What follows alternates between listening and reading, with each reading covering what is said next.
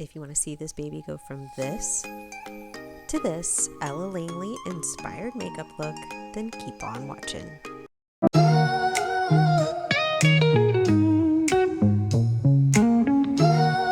This is Ella Langley, and for those of you who don't know who she is, she's amazing. But there's just something so special about helping someone just see themselves differently. So today's look is inspired by Ella. I really wanted that beautiful skin. She always has that great warm skin, a warm toned on the eyes because she has beautiful brown eyes, and just that effortless southern confidence that Ella always brings.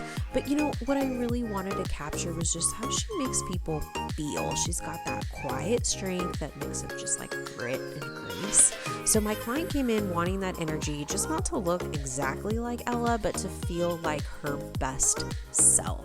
So we always start with skin prep, not just because it makes the makeup last, just because it sets the tone for the whole experience. So I used a bunch of different products today. I used the Embryolisse, I used the Fresh Rose Serum, so it gives that smooth base without feeling heavy. I talk to my clients a lot during this step. It's usually when I start to get to know them. They're really excited and nervous, and it's a small thing, but that's really where our connection begins. So I always start with the eyes first. People ask, why do you do this?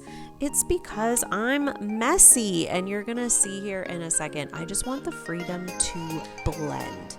So blending is the secret. That's what I learned from Edward Scissorhands, and I hope that's what you learn about in today's video. So I like to use a fluffy tapered brush, really similar to the MAC 224 brush, and I'm using this great palette. I think it's the Wedding XL palette from P. Louise.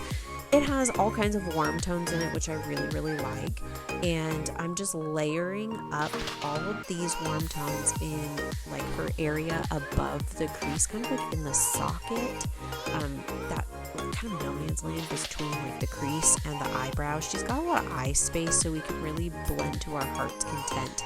Then I'm adding a lighter shimmery shade on the lid. You can't really see it from this angle, but I'm going to set down a matte first, and then I'm going to take one of those shimmer shadows on the left hand side of the palette and just stack it on top.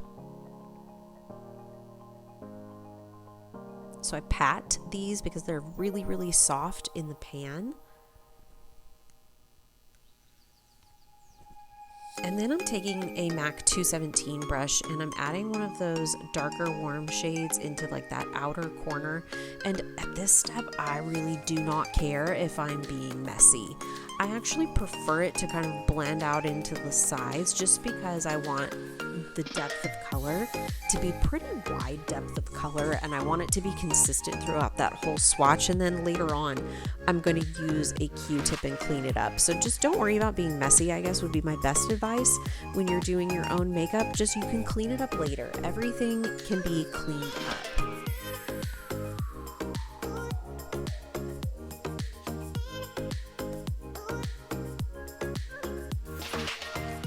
So I wanted to bring out that romantic and a little bit smoky look. Here you can see this is where I'm doing that cleanup. But anyways, Ella always has that sultry warmth to her glam. And that's really what I wanted to create here. So just that sexy smoldering look is really what we were going for. So I'm adding some eyeliner. This is really nice too because it helps to kind of give that depth to the lash line and continues that smoky look. Some big old fluffy lashes. And if you guys like any of these products, I can have them linked to my Amazon storefront. If you're not inspired, don't worry about it. But if you want to know more about them, I'll link them down there.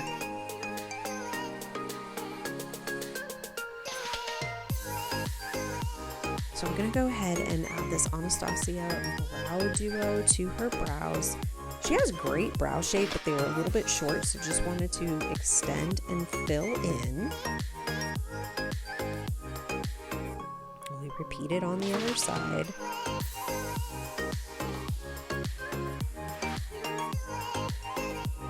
Okay, so now I'm taking my Anastasia Magic Touch Concealer, I think it's called, and we're just going to do some underpainting.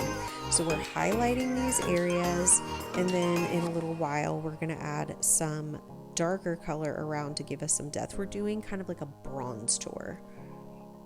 Bronze Tour.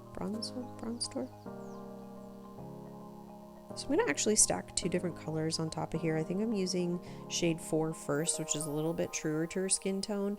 And then I'm going to add shade 3 on the top just for a little bit more brightening effect. Ella's pretty tan, so my client's not as tan as she is.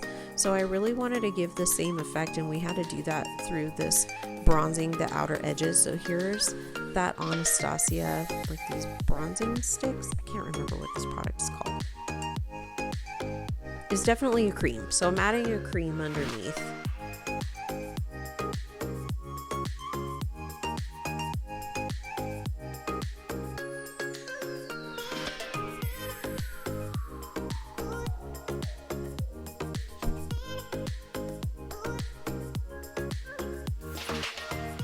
So I'm also going to contour around the lips and around the outer perimeter of the face, the cheekbones, and down around the nose. It's just going to kind of help to add some balance, and then we're going to use it along the jawline as well. Now, do I think that her face needs to be chiseled? No, this client's face looks amazing. But in order to complete the look and make it read well, like the inspo photo, this is what we're going to do. Then with a fluffy brush, I'm going in with this NARS foundation. This thing, y'all, ever since I started using this on my clients, I've just noticed that my makeup application just looks so much better. Their skin looks so much better. And this lasts. I really had a hard time. I used to use MAC Studio Fix Fluid. That was my ride or die forever. And I just noticed that it wasn't wearing really well over the nose. But this, oh my gosh, every person's skin just comes out looking absolutely amazing. So I'm not using very much product on here at all. I know that it looks like I'm just caking up her face, but I'm really not. These are all really thin, light layers so that we have that sculpting effect, that subtle sculpting effect, but it's underneath the foundation. So we don't really see it as much, it's more subtle. It's really still there, but we're just playing with the light a little bit more.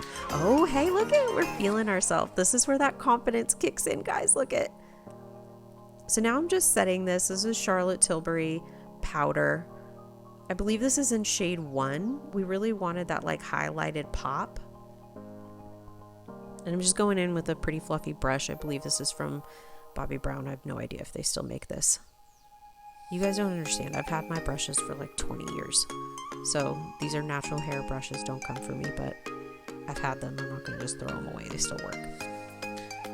Then I'm going to use MAC Mineralized Skin Finish to just set the rest of the face. This is where we can kind of adjust our skin tone a little bit. If the foundation is too yellow or too light, we can balance it out with the powders. And then I'm going to add a little bit just to kind of set where that contour was and just give a little bit of a bronzing effect so we have some balance and some depth into her face. You know, at this point in the makeup interaction, she was talking about a bully that she had, and I know it's sped up so you can't really see, but she was telling me about a bully that she had, and I've known this client since she was in 3rd grade. And just listening to her talk about this girl, and she remembers her name, and just talk about how she doubted herself and just wasn't really feeling pretty and confident. And it wasn't until she just got into the gym. This client does bodybuilding, and it's not until she got into the gym when she was in high school and just started building those habits for herself that she felt good and powerful. And it just goes to show that, like, you need to start doing for you. If it's makeup, if it's working out, if it's playing sports, whatever it is, like, do not let your bullies get the best of you. Easier said than done sometimes, I know. Alright, so here's some blush, and I'm just going back in with that Bobbi Brown brush and this Juvia's Place powder.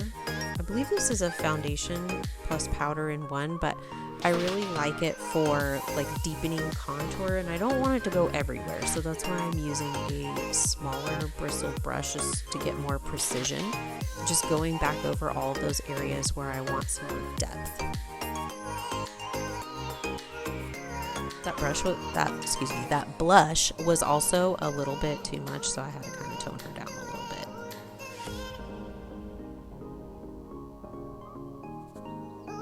And blending takes a long time. Like, that's what I was telling you at the beginning. Blending. We don't want to see any harsh lines. Okay, this is really where the magic happens, guys. So this is MAC Stick Tat Bro. It is a roll-up gel eyeliner. I'm using it inside of her waterline.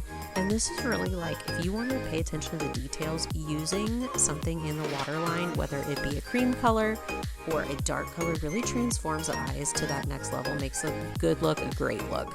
I'm just going to go ahead and set it with a little bit more of that shadow from P. Louise. It also helps to keep it from not like running throughout the day, and also she's got big eyes, so we don't really need to make her eyes look any bigger, but it certainly doesn't help, and it also kind of helps to achieve our look. So now this is MAC Spice. As you can see, she's well loved. If I had chicory lip liner, I'm not even sure they still made it anymore, but I don't. If I had it and they still made it, this is what I would have used, but I just kind of improvised here. So Spice now has gotten so warm. They have Cool Spice. I don't have it in my kit as of yet, but